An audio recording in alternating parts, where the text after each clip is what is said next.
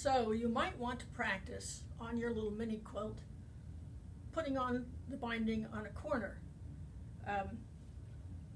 Let's go to our own quilt. I'm going to take the binding. We're on page 116 at the very top, and I have marked my corner 1/4 in and 1/4 in from this direction. The binding is on the front of the quilt. When we go around the corner, there's some thickness created, and remember when we joined the two pieces, there's some thickness here. So we'd prefer not to have those two places join at the same location. So if we take this across, you can see that both these corners will not have this piece right here. So pin as much as you need to. I'm pinning at the top here, and then I'm pinning 4 or 5 inches down. So you're going to begin and sew only the bottom of the binding to the quilt from the first pin down to the second pin. And I think you can see when you finish up at the end that the end of the quilt will slip right nicely in here. And this diagonal will just look like one of the other seams that you've sewn. So I'm going to start down here on both, sewing both together.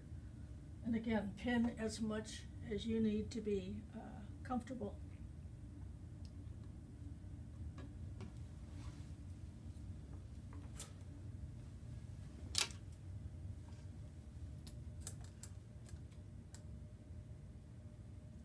I'm sewing again a 1/4 inch seam. I'm not so worried at this point about whether it's scant or not, just about a 1/4 inch seam. And I am going to go back just a little bit as I start this. And then I need to sew to the corner.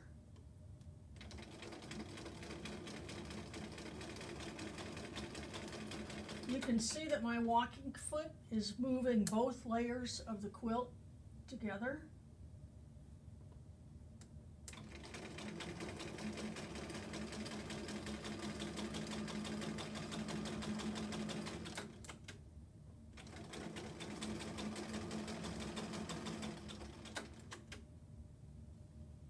And we really do want this as exact as we can be. In fact, I check it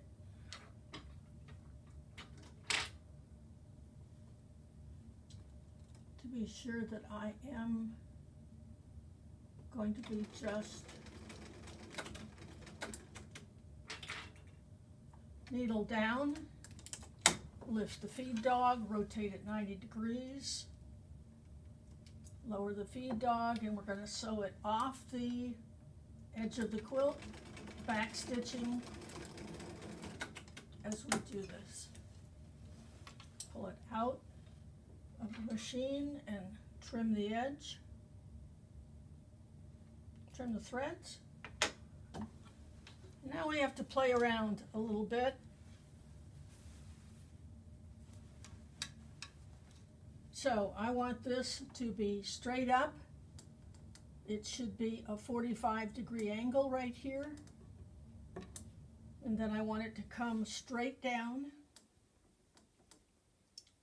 We want the right edge even with the edge of the quilt. We want this edge parallel to the top edge of the quilt.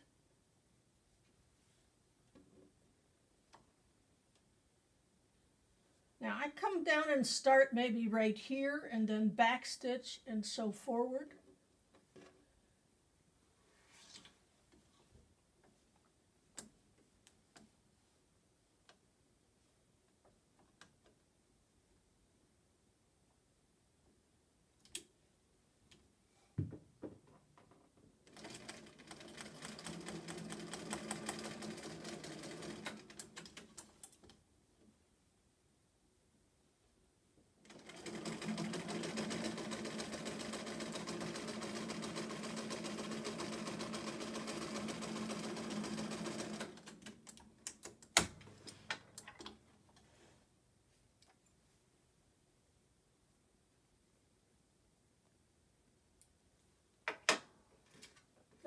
These little hair clips are very handy,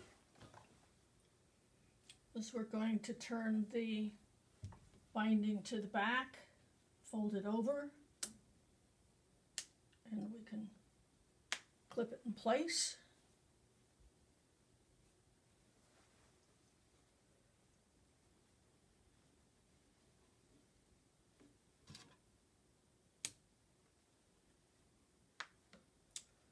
Okay, and let's see what our corner looks like here.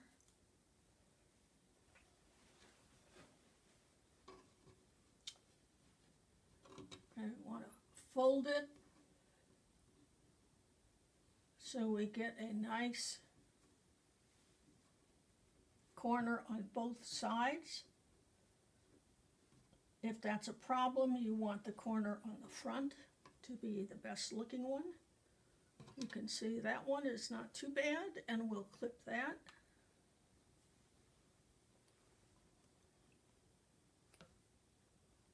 You see what it looks like on the front. I'd prefer not to have that little thing, and probably I could work with it enough that I could get rid of that.